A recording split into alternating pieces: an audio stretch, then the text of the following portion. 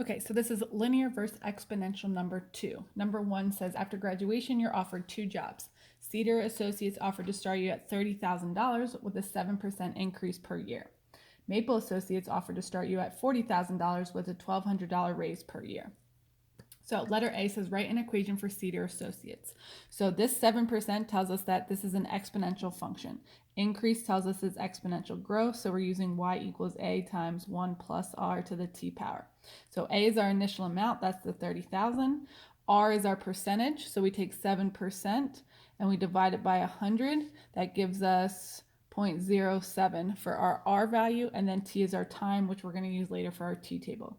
So this is Y equals 30,000 times 1 plus 0.07 to the T power. When we add these together, we get 30,000 times 1.07 to the T power.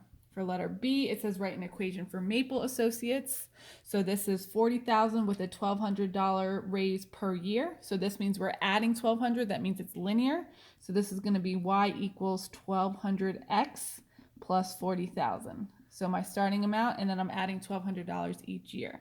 So for my T table, I'm going to plug in my years, and then I have Cedar and I have Maple.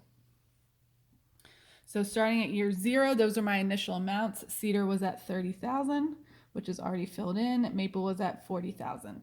So what you're going to do is you're going to use your calculator. You're going to plug in the years. So for year 1, if I'm looking at Cedar, I'm going to type in 30,000 parentheses 1.07 to the first power. And I get 32,100. For my Maple Associates, I'm using my linear function, so that's going to be 1,200 times 1 plus 40,000.